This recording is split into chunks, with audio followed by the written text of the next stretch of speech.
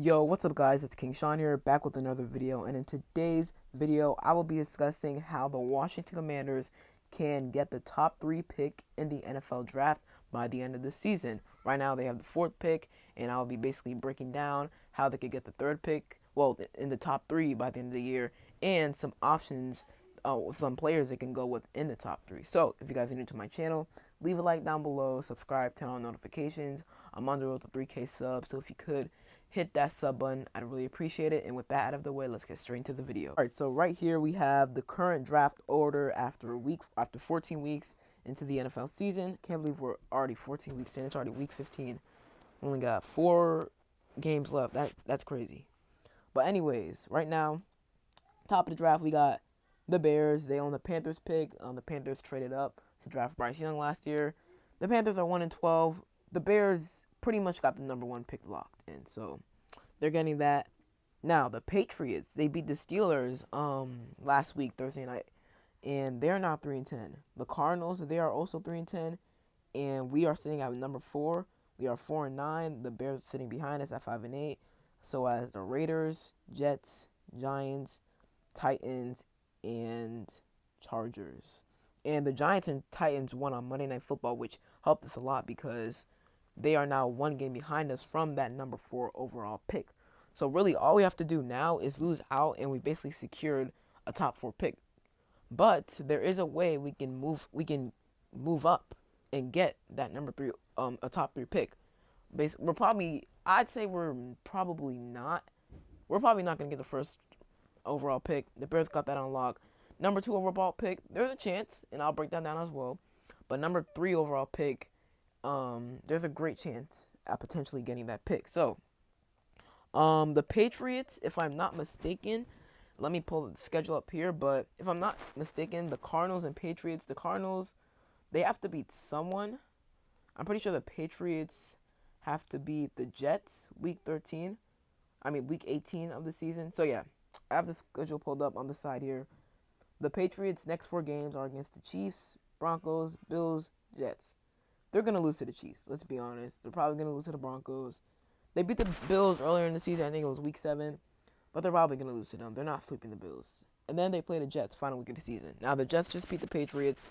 Their defense is really good. Their offense isn't good, but their offense is really good against the Texans' defense. But the Patriots, that's a winnable game, definitely. They could win that game. Maybe they lose that game intentionally so that they don't mess up their, draft hopes or their draft position, because they need a quarterback. They're going to draft a quarterback, whether that's Caleb Williams, Drake May, Jaden Daniels. They're going to draft a quarterback.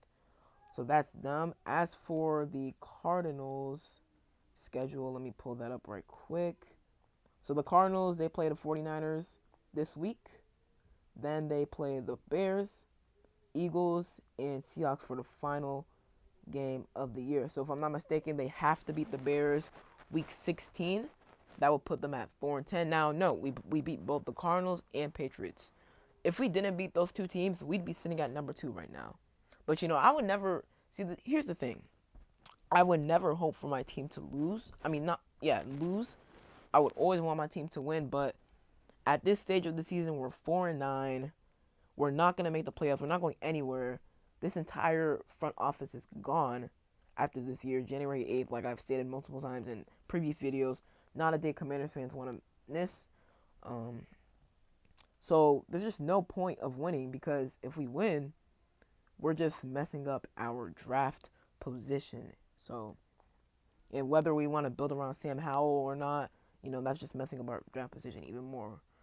So that's my stance on it. I wouldn't want us to lose, but there's just no point of winning anymore. But the Cardinals, they're probably not going to beat the Niners. I think they lost to the Niners earlier this season. I think it was closer than expected, but they're probably not going to beat the Niners. I mean, they could, divisional rival, but probably not. They have a great chance at beating the Bears. Probably not going to beat the Eagles, and probably not going to beat the Seahawks. So they have to beat the Bears in order, because I'm pretty sure if they beat the Bears, we move up, because we have actually, it seems like we have the easier strength of schedule. So I really don't know how strength of schedule works. I'm going to assume that it's the team with the easiest strength of schedule. And like, say, for example, the Patriots and the Cardinals, as you can see on my screen, they're the same record, 3-10. But the Patriots have the easier strength of schedule. That's why they're ahead of the Cardinals. If the Cardinals have the easier strength of schedule, they would be ahead of the Patriots. I think that's how it works. I might be wrong though. But yeah, we need the Patriots to beat the Jets week 18, and then we need the Cardinals to beat the Bears week 16 in order for us to secure a top 3 pick. Now, I mean, we need either order to happen. We don't need both of them to happen. Now, if we do secure that top 3 pick, I want to go over some options, some players we could pick with that top 3 pick. Alright, so I'm on the PFF mock draft simulator just to, show you guys some possible options for us if we got the top 3 pick. Now, I don't have PFF Plus or PFF Prime, whatever it's called. It's behind a paywall, so I can't make trades or anything. But just pretend like we're in the top 3. The first 3 picks to go anyways were Drake May, Marvin Harrison Jr., Laiatu Latu. Laiatu Latu is not going top 3. I think he goes top 10, but he's not going top 3. In my opinion, I feel like the draft started today. We're at the 4th pick. I feel like the top 3 picks would be number 1, Caleb Williams to the Bears. Number 2, Drake May to the Patriots. Number 3, Marvin Harrison Jr. to the Cardinals. If we switch places with the Cardinals, though, I think Caleb Williams, Drake May would go 1 and 2, and then we're at 3. We'd have some options. First off, Justin Fields, he balled out against the Lions on Sunday. If Justin Fields continues to ball out like that, the Bears may not take a quarterback now. I still do think the Bears take quarterback, and it will be Caleb Williams. All right, Caleb Williams, he's a phenomenal quarterback prospect. He's amazing. And I don't think the Bears could pass up on a guy like that. Justin Fields, he hasn't been able to stay really consistent. He hasn't been able to stay consistent, and they need a consistent guy, and Caleb Williams is the right guy for them. But Justin Fields, he's had a lot of flashes. Drake May, the Patriots need a quarterback. They're definitely going to take him. But if Caleb Williams or Drake May fall to us at either 3 or 4, I could definitely see a new regime deciding to take him. Our new general manager deciding to take him. It really depends on if we take a quarterback.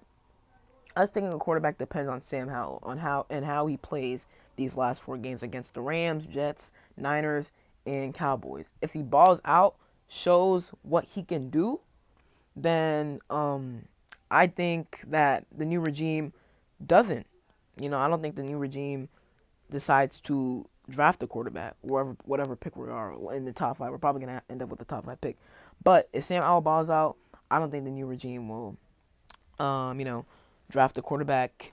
If he doesn't ball out, say he plays like good but not great, new regime will definitely consider. If he plays okay, new regime will consider. If he doesn't play good at all, new regime will most likely consider drafting a quarterback.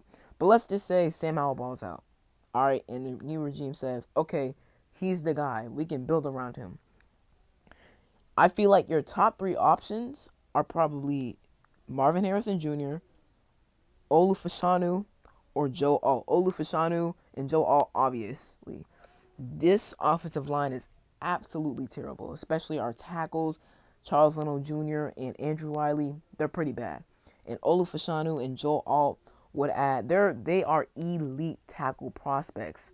Now, I feel like I personally like Olu Fashanu over Joe Alt. A lot of people argue Joe Alt is the better tackle prospect. Hey, I wouldn't mind either of them. Okay, they are both absolute beasts. Olu Fashanu, he's 21. Joe Alt, he's 20. Both young, they're going to be studs in the NFL. Notre Dame offensive linemen are always good, so I'm 100% sure that Joe Alt will be good, and I'm 100% sure Olu Fashanu will be good as well. Olu just has a higher ceiling than Joe Alt. Although Joe Alt's ceiling is also high, Fashanu's ceiling is higher, in my opinion. Alt's floor is probably higher than Fashanu's floor, but his ceiling is higher than Alt's. So I would love Olu Fashanu or Joe Alt. Doesn't matter who we take. And then Marvin Harrison Jr. If he's there at 3, we got to take him.